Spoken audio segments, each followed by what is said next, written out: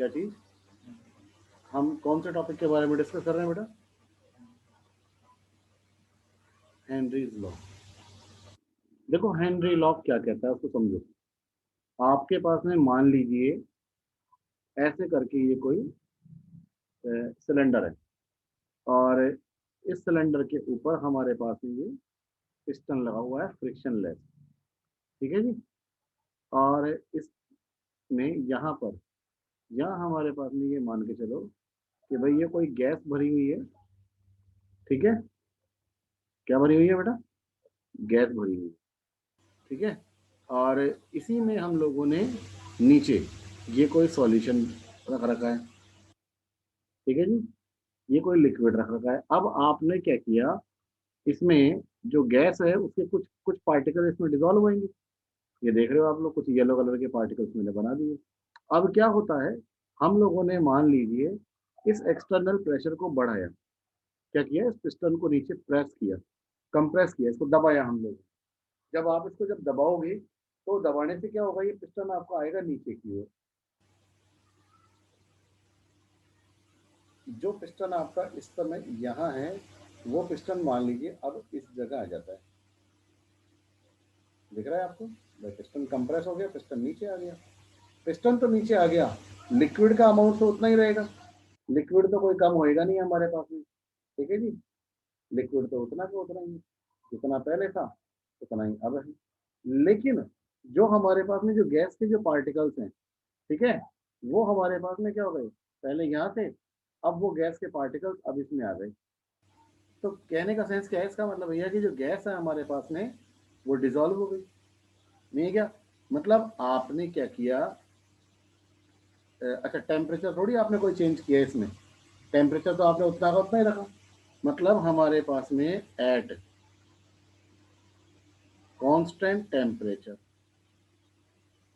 Pressure जो होगा वो प्रोपोर्शनल हो जाएगा बेटा सॉल्युबिलिटी के। कोई दिक्कत? अब आप कहोगे सर हम यहाँ जो प्रेशर लेते हैं वो गैस का लेते हैं। मैं कहता हूँ बिल्कुल सही बात है भैया, कि जो जितना प्रेशर आप ऊपर से नीचे लगा रहे हो ना, उतना ही प्रेशर क्या होता है फिर उसी अकॉर्डिंग फिर नीचे से ऊपर भी लगता है, यानी उस पिस्टन पर भी लगता है। क्लियर? ये हमारे पास में इसकी मेन चीज है। ठीक है जी, एक सेकंड। अब देखो, हमने बोल दिया कि भैया जैसे जैसे प्रेशर बढ़ेगा वैसे वैसे सॉल्युबिलिटी बढ़ेगी। अब मैं कहूँ साहब मान लीजिए सपोज कि हम लोगों ने साहब हीट की सप्लाई कर दी, सपोज टेम्परेचर इंक्रीज कर दिया आपने। टेम्परेचर इंक्रीज किया तो आप क्या करोगे, उसको काइनेटिक एनर्जी दे रहे हो। क्या कर रहे हो आप, उसको काइनेटिक एनर्जी दे रहे हो। क्लियर? वो काइनेटिक एनर्जी ट्रांसफर होगी किसको जाएगी, गैस के मॉलिक्यूल्स को जाएगी। गैस के मॉलिक्यूल वो एनर्जी गेन करेंगे और उसकी वजह से क्या करेंगे बेटा, वो लिक्विड की सरफेस को छोड़कर वापस बाहर निकलेंगे। मतलब जैसे जैसे टेम्परेचर बढ़ेगा वैसे वैसे सॉल्युबिलिटी कम होती है। तो कुल मिलाकर हमारे को क्या करना है, टेम्परेचर को कांस्टेंट रखना है। क्लियर? अब सॉल्युबिलिटी यहाँ पर किस टर्म में है, तो सॉल्युबिलिटी बेटा मास के टर्म में भी हो सकती है और सॉल्युबिलिटी मोल फ्रैक्शन के टर्म में भी हो सकती है। तो जो प्रेशर होता है वो बेटा गैस के मोल फ्रैक्शन के बराबर, वो प्रोपोर्शनल होता है। समझ में आ गई? अब यहाँ जो प्रेशर है उसको प्रोपोर्शनल आपने कर दिया मोल फ्रैक्शन के। अब प्रोपोर्शनलिटी कांस्टेंट को आपको हटाना है तो प्रेशर इज इक्वल टू के एच इंटू एक्स जी। जहां पर आपके पास में जो के एच है वो क्या है बेटा, Henry law constant, Henry law constant. कोई दिक्कत? बिल्कुल क्लियर है। अच्छा, एक तो ये वाली चीज आ रही है हमारे पास में, आप इसको इस तरीके से ले सकते हो। दूसरी चीज क्या कर सकते हो भैया, कि मास ऑफ गैस डिजॉल्व,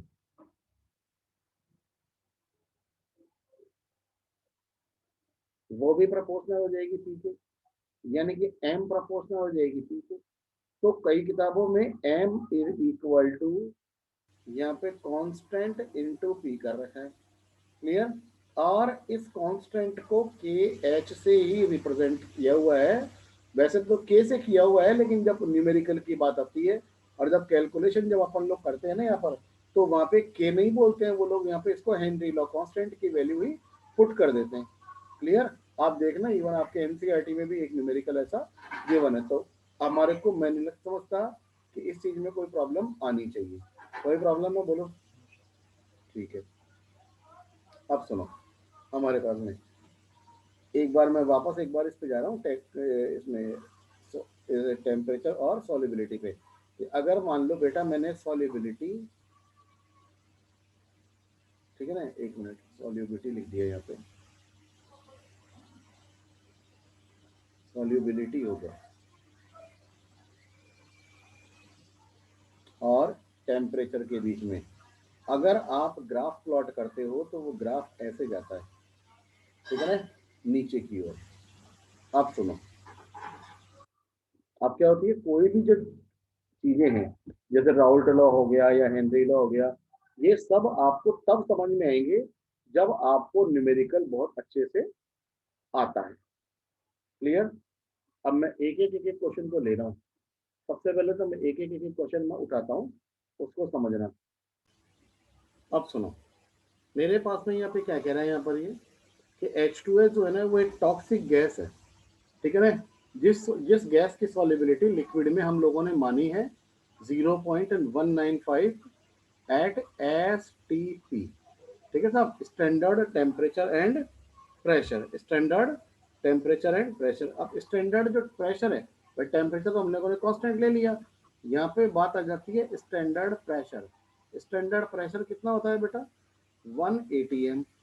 और 1 atm को अगर आप बार में लेते हो तो 0.987 बार ये आता है। कोई दिक्कत? अब फॉर्मूला क्या है हमारे पास में? P is equal to KH, ठीक है ना, इंटू XG। एग्री? अब बात आ जाती है भाई साहब, प्रेशर अपन लोगों ने मान लिया 0.987, ठीक है साहब। किताब में आपका जो ये लगाया हुआ है ना KH, इसकी यूनिट बार में लगाई हुई है, ठीक है ना। जो यूनिट KH की होगी वही यूनिट प्रेशर की है, ठीक है ना। क्योंकि कारण क्या है, जो मोल फ्रैक्शन है ना वो तो बेटा यूनिटलेस क्वांटिटी है, वो तो यूनिटलेस क्वांटिटी है, उसकी वजह से जो है यहाँ यूनिटलेस हो गया, तो KH की unit similar to the unit of pressure. अब मेरी बात सुनो, ये साहब हमारे पास में KH, ये हमें इसको पता करना है। क्लियर? अब XG क्या होगा? कई बच्चे क्या करते हैं, जोश ही जोश में 0.195 पुट कर देते हैं, नहीं क्या? बस यहाँ पे यही गड़बड़ हो जाती है कि आप इस क्वेश्चन में थोड़ा सा बस तसल्ली खाओ और यहाँ पे इस चीज का मतलब समझो।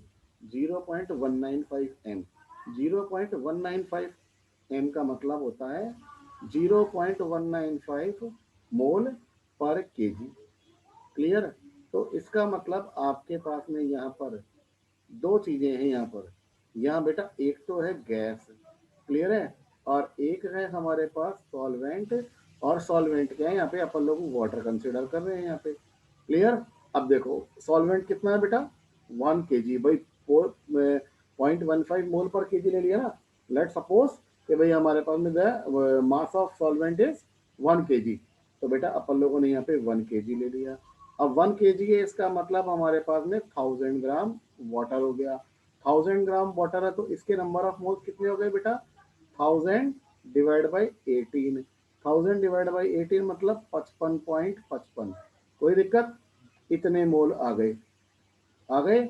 अब इसी तरीके से 0.195 मोल पर केजी बोल रहे हैं हम लोग यहाँ पर, तो आपके पास में यहाँ पर कितना हो गया? गैस के नंबर ऑफ मोल्स कितने हो गए बेटा? 0.195 मोल। कोई दिक्कत? अब मैं आपको कह रहा हूं कि बेटा XG क्या आया? Number of moles of gas upon number of moles of gas plus number of moles of H2O। कोई प्रॉब्लम? अब अभी तक आपको ये पता नहीं है कि भैया XG की वैल्यू क्या है, तो आप XG की वैल्यू पता करो। NG की वैल्यू लगाओ 0.195। अब ये तो चीज क्लियर है ना कि भैया 0.195 जो होगा वो 55.55 से बहुत कम है। तो आप चाहो तो यहाँ पे केवल number of moles of water लगा सकते हो, और चाहो तो आप number of moles of gas ये भी आप वहां पर ऐड कर सकते हो। यानी अगर आप चाहोगे तो 0.195 प्लस 55.55 आप ये भी पुट कर सकते हो, यहाँ तक कोई दिक्कत नहीं है। कुल मिला के साहब अपन लोगों ने जब इसको कैलकुलेट किया तो अपने पास में ये वैल्यू आ जाती है बेटा 0.0035। XG की वैल्यू कितनी आई? कितनी आई एच की वैल्यू 0.0035। कोई प्रॉब्लम नहीं है, ठीक है। चलो अब मेरी बात सुनो, तो अब आप यहाँ पे क्या लगा दो बेटा, एक्स जी की वैल्यू 0.0035। अब कैलकुलेशन आसान है हमारे पास में, कि जो के एच हो जाएगा वो 0.987 डिवाइड बाई 0.0035। तो कितना आ गया हमारे पास में ये, इसकी जब आपने जब कैलकुलेशन करी, जब आंसर कितना आ जाएगा यहाँ पर, बोलो बोलो बोलो।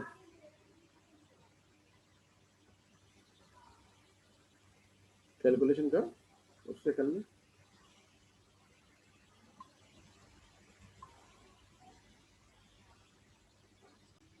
ठीक है, 282 बार ये आएगा इसका। अब मेरी बात सुन ले वापस से, फिर से मैं एक क्वेश्चन ले रहा हूँ, उसको भी आप आराम से सुनना और समझना कि भाई हमारे पास में ये चक्कर क्या आ रहा है। मैं पहले एक बार क्वेश्चन लिख देता हूँ, क्वेश्चन लिख के और फिर मैं आप लोगों को बताऊंगा कि भाई इसमें क्या है, चक्कर क्या पड़ेगा। एक मिनट। अब देख मेरी बात सुन, ये क्वेश्चन क्या कह रहा है कि आपने कार्बन डाइऑक्साइड को पानी में डाला। एक्चुअली बेसिकली क्या है, अपन लोग जो ये सोडा वाटर जो पीते हैं ना बेटा, तो उस सोडा वाटर में कुछ नहीं होता, पानी में कार्बन डाइऑक्साइड डिजोल्व होती है, उसको बोलते हैं कार्बोनेटेड वाटर, या अगर अपन उसको टेक्निकली टर्म नाम दें तो उसको बोलते हैं कार्बोनिक एसिड। क्या होता है, कार्बोनिक एसिड, ठीक है ना। बस आपको इतना सा इसके अंदर में ध्यान रखना पड़ेगा। अब यहाँ ये क्या कह रहा है, देखो KH4 carbon dioxide in water is equal to 1.67 into 10⁸ pascal. Temperature लगा दिया 298 केल्विन टेम्परेचर। कैलकुलेट करनी है मुझे quantity of CO2 in 500 ml soda water. पहली चीज आपको वो बोल रहा है भाई कैलकुलेट हमें करनी है इन सोडा वाटर। अब डायरेक्टली आप कैलकुलेट तो कर नहीं सकते, आप आपको क्या करना पड़ेगा, पहले मोल फ्रैक्शन निकालो। मोल फ्रैक्शन निकालने के बाद में फिर आप इसको आसानी से सॉल्व कर सकते हो। तो हमारे पास में फॉर्मूला वही P is equal to KH into XG। Clear बेटा, देखो मेरी बात सुनो, अब प्रेशर कितना दिया हुआ है यहाँ पर, यहाँ पर calculate the quantity water KH इतना इतना अपने को दिया हुआ है यहाँ पर, ठीक है ना, पैक एट 2.5 ATM CO2, यानी कि अपने पास में ये तो आ गया 2.5 ATM। अब देखो एक चीज समझ लेना कि आपको प्रेशर दिया हुआ है एटमॉस्फेयर में और हेनरी लॉ कांस्टेंट दिया हुआ है पास्कल में। तो दो तरीके हैं, या तो पास्कल को ATM में बदलो या एटमॉस्फेयर को पास्कल में बदलो। तो मैं एटमॉस्फेयर को पास्कल में बदल रहा हूँ। 1 ATM इक्वल टू होता है 10⁵ पास्कल। क्लियर। तो हमारे पास में 2.5 ATM में कितने पास्कल हो जाएंगे, 2.5 इंटू 10⁵। चलो केएच कितना आ गया हमारे पास में 1.67 इंटू 10⁸ एग्री है। और इंटू आप कर लो एक्स जी। तो अब आप मुझे बताओ एक्स जी कितना आ गया, 2.5 इंटू 10⁵ डिवाइड में 1.67 इंटू 10⁸।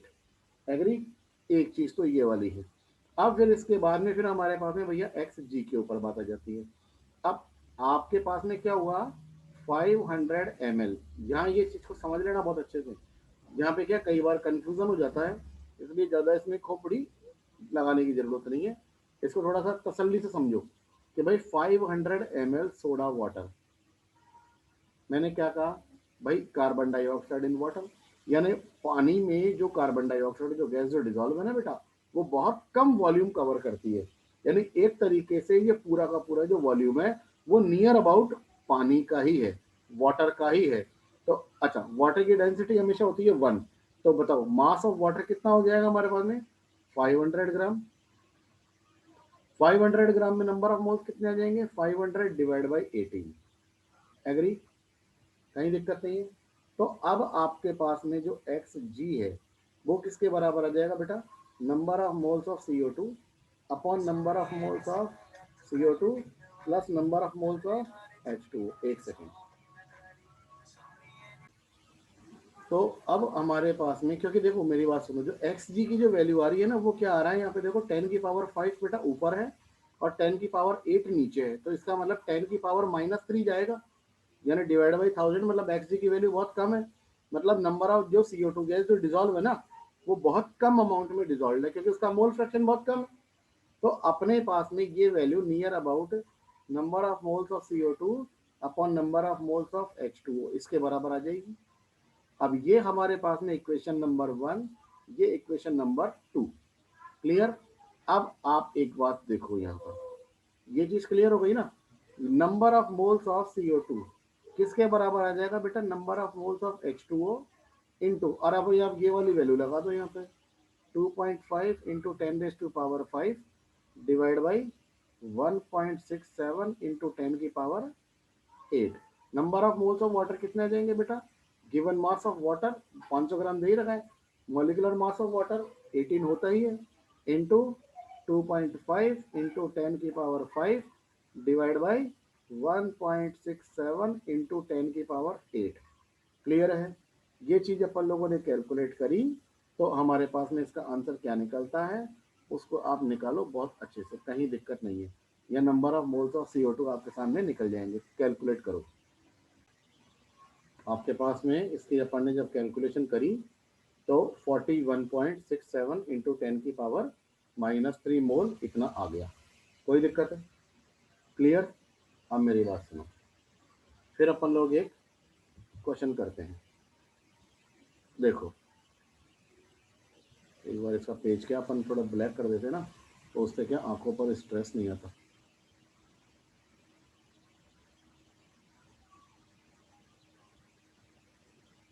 हाँ, मैं एक बार एक क्वेश्चन को लिख देता हूँ पहले।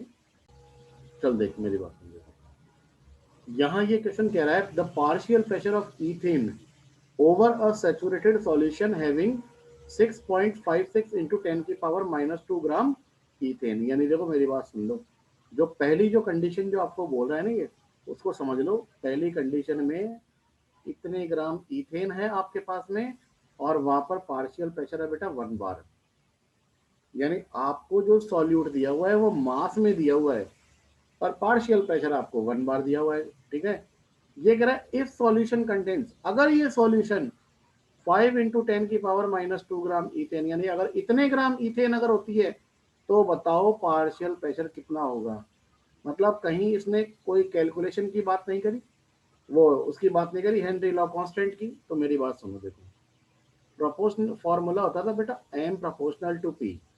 तो m is equal to constant into p, यानी कांस्टेंट की वैल्यू एक ही बराबर आ गया। तो मैं आपको एक चीज कहूंगा कि बेटा m1 अपॉन p1, ठीक है ना, वो कांस्टेंट हो गया हमारे पास में, is equal to m2 upon p2।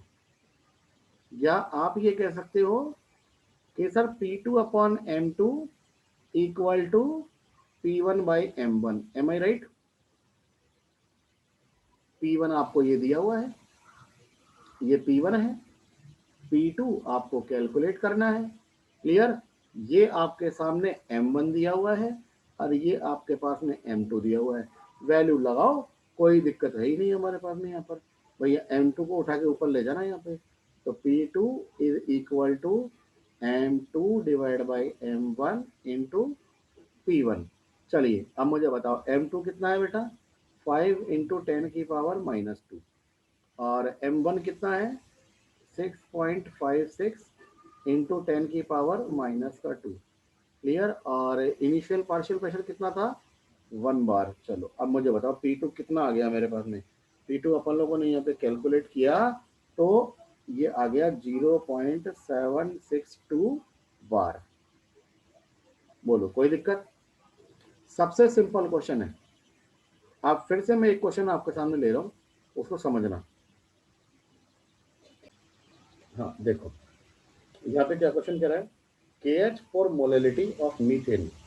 क्या? KH for molality of methane in benzene is equal to 4.27 into 10⁵ mmHg। यानी अपने को इसने हेनरी लॉ कांस्टेंट की वैल्यू दे दी। क्या कह रहा है, calculate the solubility of methane in benzene. यानी हमारे को मीथेन इन बेंजीन की क्या पता करनी है बेटा, सॉल्युबिलिटी पता करनी है। क्लियर। एट 760 mmHg, यानी कि आपको प्रेशर भी दे दिया। अब P किसके बराबर होता है, KH इंटू XG। क्लियर। अब एक चीज ध्यान रखना है यहाँ पर, इन्होंने यहाँ पर जो कैलकुलेशन की हुई है ना बेटा, उसमें XG निकाले हैं यहाँ पर। अब प्रेशर कितना है बेटा, 760, और KH कितना हो गया हमारे पास में, 4.27 इंटू 10⁵ इंटू सॉलिबिलिटी। आप मोल फ्रैक्शन की टर्म में निकाल दो चाहे मोल की टर्म में निकाल दो, वो हमारी चॉइस है, उसमें कोई दिक्कत नहीं है हमारे को, ठीक है। पहले मैं मोल फ्रैक्शन की टर्म्स में निकालूंगा।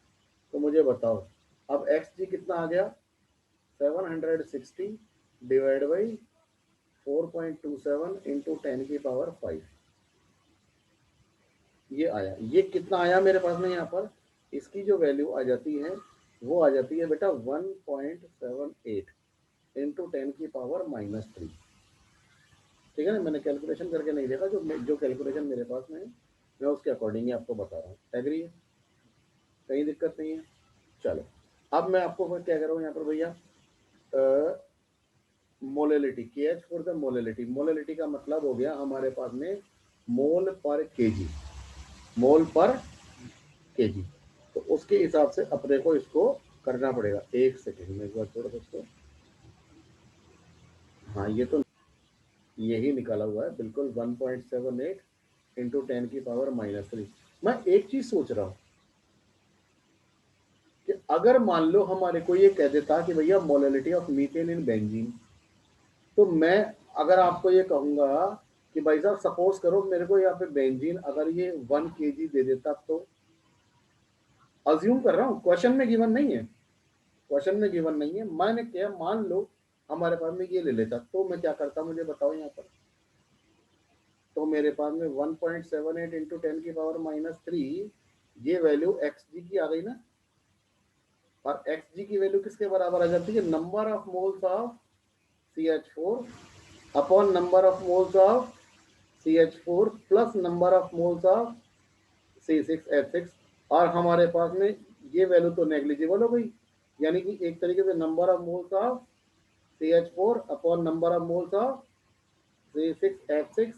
और आप यहाँ से करते तो आपके पास में ये number of moles of CH4 निकल कर आता number of moles of benzene यानी C6H6 और इंटू 1.78 इंटू 10⁻⁻3। ये क्वेश्चन मैंने घुमाया है, मतलब एक तरीके से देखा जाए तो, कि अगर मान लो हमारे को वो 1 kg दे देता तो, नहीं है क्या। तो देखो number of moles of C6H6 भैया अपन लोगों ने क्या मान लिया भैया, 1000 ग्राम हमारे पास में बेंजीन है। क्लियर, क्योंकि मोलेलिटी का मतलब होता है मोल पर केजी।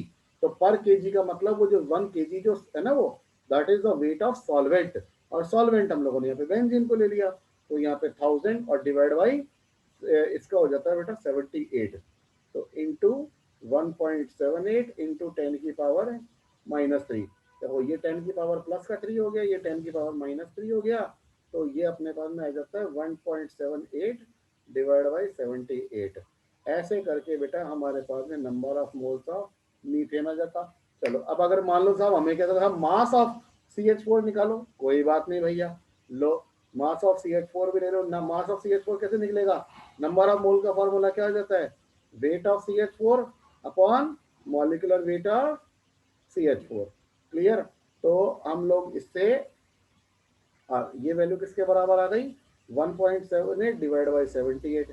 क्लियर, तो यहाँ पर वेट ऑफ CH4 किसके बराबर आ गया, मॉलिक्यूलर वेट ऑफ CH4 कितना आता है 16, तो उसको उठा के ऊपर ले जाओ, तो यहाँ पे ये आ गया 16 इंटू 1.78 डिवाइड बाई 78। कोई दिक्कत।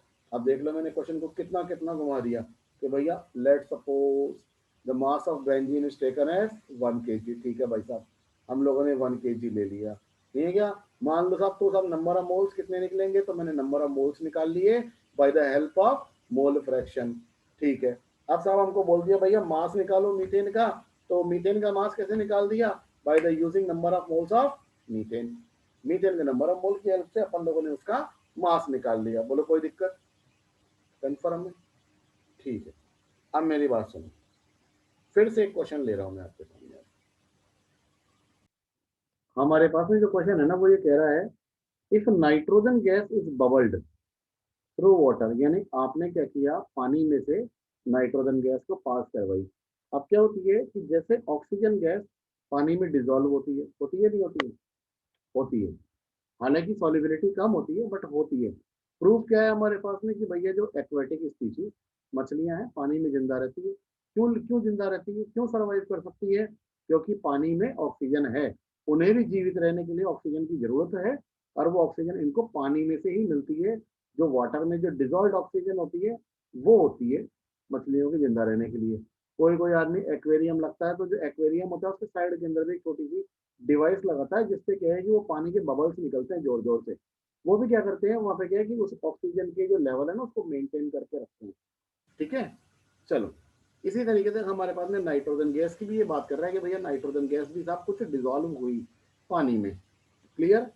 अब ये कह रहा है साहब कितने नंबर ऑफ मोल्स डिजोल्व होंगे, मिली मोल्स क्या पूछ रहा है वो? How many milli moles of nitrogen gas would dissolve in 1 litre water? 1 litre पानी है भाई साहब हमारे पास में, और आपको जो पार्शियल प्रेशर जो लगाया यहाँ पर, ठीक है ना, वो लगा दिया 0.987 बार, और के एच आपके सामने लगा दिया 76.48 किलो बार। ये ध्यान में रख लेना। अब बात आ जाती है भाई साहब, सबसे पहली चीज तो P इज इक्वल टू के एच इंटू एक्स जी। एग्री है? चलो, अब के एच की जगह तो के एच रहने दो। एक्स जी क्या आ जाएगा बेटा? Number of moles of gas यानी nitrogen upon number of moles of gas plus number of moles of water. अब हर बार जब अपन देख रहे हैं तो अपने पास में एक ही चीज आ रही है, number of moles of gas upon number of moles of water. क्योंकि हम लोग क्या करते हैं, हम लोग एन को NH2O के मुकाबले में नेग्लिजिबल मान लेते हैं। अब प्रेशर कितना दिया हुआ है? 0.987 बार। क्लियर। हेनरी लॉ कांस्टेंट कितना दिया हुआ है हमारे को यहाँ पर? 76.48। अब ध्यान में रखना यहाँ पर, ये हमारे को दिया हुआ है बार में और ये दिया हुआ है किलो बार में। तो या तो बार को किलो बार में बदलो या किलो बार को बार में बदलो। तो मैं किलो बार को बेटा बार में बदल देता हूँ, तो इंटू 10⁻³ कर देता हूँ। यहाँ पे ये हो गया बेटा बार में परिवर्तित। अब इसके बाद number of moles of water, वो गैस एज इट इज रहने दो। Number of moles of water कितना आ जाएगा? 1000 और डिवाइड बाई 18। 1000 divide by 18। चलो अब मेरी बात सुनो, जो एन जी हो गया वो कितना आ गया हमारे पास में? आप इसके 18 को आप इसको उठा के ऊपर ले जाओ, 76.48 into 10⁻³ into N G upon ये 1000 और इंटू 18। तो इस 10⁻³ से तो ये 10⁻³ कट गया। अब एन जी कितना आ गया मेरे पास में यहाँ पर? 0.987 डिवाइड बाय 76.48 इंटू 18। इतने हो गए बेटा मेरे पास में मोल। कोई दिक्कत? लेकिन पूछ क्या रहा है वो हमारे को? मिली मोल्स। अब आपको एक छोटी सी चीज, हमारे पास में 1 लीटर में कितने मिलीलीटर होते हैं बेटा? 1000 मिलीलीटर ml होते हैं कि नहीं होते? क्लियर। इसी तरीके से 1 ग्राम में कितने मिलीग्राम होते हैं बेटा? 1000 मिलीग्राम। तो यानी कि जहां पर मिली आ जाए वहां समझ लो कि आपको 1000 से मल्टीप्लाई करना है। तो इसी तरीके से 1 मोल में कितने मिली मोल होते हैं बेटा? 1000 मिली मोल। क्लियर। अब बेटा हमारे पास में ये पूछ रहा था क्या? मिली मोल्स पूछ रहा है। इसका मतलब अब मैं एन जी निकालूंगा और कितना आ जाएगा? 0.987, और इधर भी आप इसको कर दो इंटू 1000 अपॉन 76.48 इंटू 18 मिली मोल्स। क्या? मिली मोल्स। क्लियर। अब जो भी अपनी कैलकुलेशन आएगी वो आप इसको आराम से करके देख लेना। मैंने यहाँ पर अपने इसमें इसको कैलकुलेट नहीं किया है। ठीक है, फिर से मैं आपके सामने एक न्यूमेरिकल लूंगा। देखो यहाँ पे क्वेश्चन क्या कह रहा है आपको? At what partial pressure O2 will have a solubility of 0.05 gram per litre. Clear. और टेम्परेचर इसने बोल दिया 293 kelvin temperature. KH for oxygen is equal to 34.86 kilo bar. तो किलो बार को आप बार में बदल दो इंटू 1000 लगा के। ठीक है जी। और ये कह दिया भैया density of solution is taken as the density of solvent. ठीक है, अब हम लोग इसको करते हैं सॉल्व। देखो अब मेरी बात समझना, फॉर्मूला पहली चीज तो ये है, हम लोग लगाएंगे बाद में, लेकिन पहले हम लोग इस वाली रामायण को सॉल्व करेंगे। 0.05 ग्राम पर लीटर का मतलब क्या है? ऑक्सीजन की बात है, ऑक्सीजन 0.05 ग्राम पर लीटर, इसका मतलब ये अपने पास में आ गया 0.05 ग्राम O2 इन 1 लीटर सॉल्यूशन। ठीक है जी। अब देखो ऑक्सीजन बहुत कम है तो नियर अबाउट क्या हो गया, ये वो की वही हो गया हमारे पास में। तो आप इसको ये कह सकते हो कि भैया ये मेरे पास में 1 kg वाटर कंसिडर कर सकते हो, कोई दिक्कत नहीं है। क्योंकि गैस होती है, अगर गैस को कंप्रेस किया जाए फुल्ली कि वो लिक्विड स्टेट में कन्वर्ट हो जाए तो बहुत कम वॉल्यूम ऑक्यूपाई करती है। तो एक तरीके से आप इसको 1 kg H2O भी कंसिडर कर सकते हो, कहीं दिक्कत नहीं है। ठीक है ना। तो 0.05 ग्राम O2। अब मेरी बात सुनो, देखो यानी कि 0.05 ग्राम O2 इन 1000 ग्राम H2O। आ गई बात, एक चीज समझ में आ गई। अब सुनो, इसके नंबर ऑफ मोल्स निकालो, given weight upon molecular weight. तो बेटा ऑक्सीजन का होता है 32, और इधर आपके पास में ये कितना आ गया, इसके number of moles 1000 divide by 18। कहीं प्रॉब्लम नहीं है ना। ठीक है, अब मैं आपको कह रहा हूँ भाई साहब, मुझे निकालना है x ऑफ O2, यानी number of moles of O2 upon number of moles of O2 plus number of moles of H2O। Number near about क्या आ गया मेरे पास में, number of moles of O2 upon number of moles of H2O। ये कितना आ गया बेटा, 0.05 upon 32, और ये आ गया अपॉन में 1000 डिवाइड बाई 18, यानी 0.05 divide by 32 into 1000 divide by 18, ये आ जाएगा XO2, यानी मोल फ्रैक्शन ऑफ O2। कहीं दिक्कत नहीं। चलिए, अब हमारे पास में जो क्वेश्चन क्या था, व्हाट पार्शियल प्रेशर, ठीक है ना, और KH आपको दिया हुआ है। ठीक है साहब, तो अपने पास में जो P है वो आ गया बेटा KH इंटू XG। अब जो आपका KH दिया हुआ है 34.86 किलो बार है, इसे बार में आपको बदलना है तो आप इसको कर दो इंटू 1000, और XG यानी XO2 कितना हुआ हमारे पास में 0.05 डिवाइड बाई 32 इंटू 18 और डिवाइड बाई 1000। तो हमारे पास में इस वाले 1000 से ये वाला 1000 कट गया। क्लियर, या 18 है तो ये कट के 9 हो गया, और ये हो गया 16, यानी 34.86 into 0.05 into 9 divide by 16। Clear, ये हमारे पास में आ जाएगा इसका प्रेशर। तो आप कैलकुलेट करके देखो, ये आपके पास में लगभग लगभग जो आएगा 0.98 बार आएगा। एक बार आप इसको चेक करके देखो। ठीक है, हम लोगों ने इसको चेक कर लिया, 0.98 बार है, तो इसका मतलब हमारा आंसर बिल्कुल करेक्ट। फिर से मैं एक न्यूमेरिकल लूँगा, ठीक है ना, और जो न्यूमेरिकल है वो मैं फिर से यहाँ पे लिख रहा हूँ। चलो देखो मेरी बात सुनो, अब हमारे पास में जो क्वेश्चन आए ना उसको समझो। हमने बोल दिया भैया KH यानी हेनरी लॉ कांस्टेंट है 4.34 इंटू 10 की पावर 4 ATM।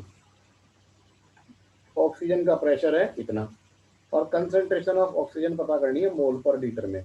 यानी हम लोगों ने जो पानी माना वो 1 लीटर मान लिया, और उसमें ऑक्सीजन के नंबर ऑफ मोल्स डिजोल्व किए हो रहे कितने। तो वही वाली बात, pressure is equal to KH into XG। ठीक है सर, X ऑफ O2, यानी अपने पास में आ गया KH into number of moles of water, तो वो oxygen upon number of moles of water. अब KH की जगह तो KH ले लो। क्लियर, या number of moles of O2, number of moles of water कितने आ जाएंगे हमारे पास में भाई, 1 लीटर पानी है ना, क्या माना आप लोगों ने, 1 लीटर पानी मान लिया और वाटर की डेंसिटी 1 होती है, तो 1000 यहाँ पे आप यूनिट लगा दो ग्राम, कोई दिक्कत? इसका मतलब हमारे पास में 1000 डिवाइड बाई 18 इतने मोल हो जाएंगे वाटर के। तो इनटू यहाँ पे 1000 और डिवाइड बाई 18 का आप उठा के ऊपर ले जाओ, बस खत्म किस्सा। अब प्रेशर कितना दिया हुआ है मेरे को यहाँ पर? प्रेशर दिया हुआ है 0.2। केएच कितना दिया हुआ है बेटा मेरे को यहाँ पर? 4.34 इंटू 10⁴ एग्री, into number of moles of O2, ये हमारे को कैलकुलेट करना है। एक मिनट, मैं थोड़ा सा बड़ा कर दूंगा, कंफ्यूजन नहीं है, ठीक है जी। और डिवाइड में 1000 और इंटू 18। अब आपके पास में 1000 और उसको उठा के आप उधर लेके जाओ, तो 0.2 into 1000 divide by 4.34 into 10⁴ into 18, ऐसे करके बेटा अपन लोग यहाँ पर नंबर ऑफ मोल्स, ठीक है ना, हम लोग निकाल लेंगे। तो ये मेरे पास में आ गया number of moles of O2, कितना आ रहा है? 2.5 इंटू 10⁻⁻4, 2.5 इंटू 10⁻⁻4 मोल। बोल, कोई प्रॉब्लम है बेटा इसमें? नहीं है, कन्फर्म? अब 2 न्यूमेरिकल और हैं, आप कहो तो अभी करवा दूँ, नहीं तो अभी रुक जाओ इसको। बोलो बोलो बोलो, PDF में भेज दूँ आपको, आप कर लेंगे, ठीक है चलो। तो फिर मैं इसको अभी स्टॉप कर देता हूँ, ठीक है ना।